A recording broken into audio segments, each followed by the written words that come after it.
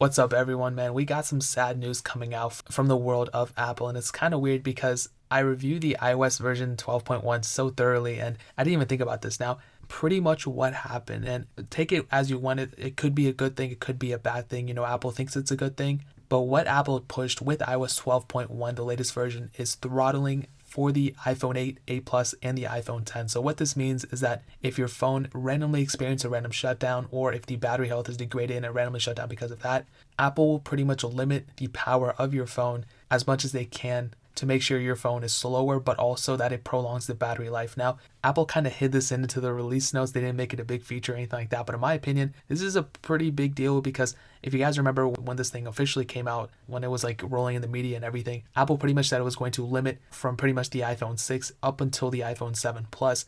And they even said that in the release notes, but later on they clarified it and they just updated it. And pretty much they added a sentence right here where it says, starting with iOS 12.1, iPhone 8, iPhone 8 Plus, and iPhone 10 include this feature, which is, you know, it's a feature, but then again, it's like you're limiting your performance. I mean, I've had an instance where my iPhone 6 randomly shut off. The battery life is at 98%.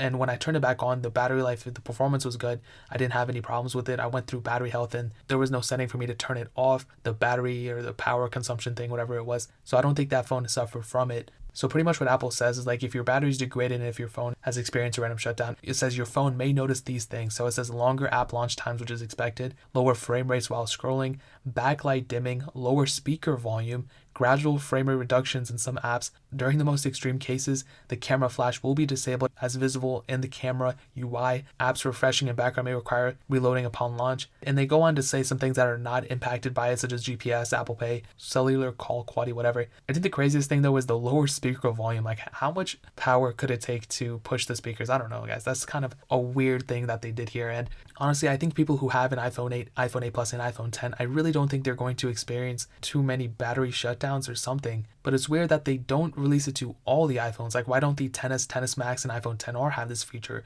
Why is it only these specific iPhones? Like, if it's really that crucial, if it affects all these iPhones, whatever, why don't they just make them for the newer iPhones too? And the main reason being is because Apple probably saw that not many people are updating their phones. So if people see that their phone is acting up, if it's slower, if it's having problems here and there, they'll just probably go and upgrade rather than just take it to the Apple Store or whatever. Or maybe Apple wants people to take their phones into the Apple Store so then they can go see the newer iPhones and upsell them on something else. So is it bad news?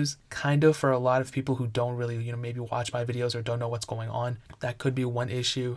I mean, it's really easy to turn it off. You can turn off the performance management thing in the settings. Apple doesn't really hide it, but it is kind of weird. You do have to kind of search for it a little bit. It's in the battery health settings. So for a lot of people, they might not even know, but if you have an iPhone 8, 8 Plus, or iPhone 10, if you would just watch this video all the way through, you already know. So if your phone is acting slower, or if it's acting up or whatever, you can always go to the settings, turn off the performance management, and go from there. So if your phone experiences a random shutdown, I would also recommend checking your battery health. If it's over, I would say if it's over 90%, you're good. If it's under 90%, I'll probably just go get it replaced by Apple by the end of this year for $27, $29, whatever it is. I would really recommend that. It just prolongs the health of your battery longer. So this is kind of bittersweet news. It's kind of sad because like iOS 12.1 was so cool. And like they kind of had to throw this in there just because I don't know why they did that, but I still think iOS 12.1 is a very good software. I've reviewed it on mostly every single iPhone, so either on this channel or my second channel, which is linked down below. So if you guys want to stay up to date with everything iPhones and iOS, then just subscribe to this channel. I'd appreciate it. But let me know what you guys think about this. Am I overreacting? Do you guys think it's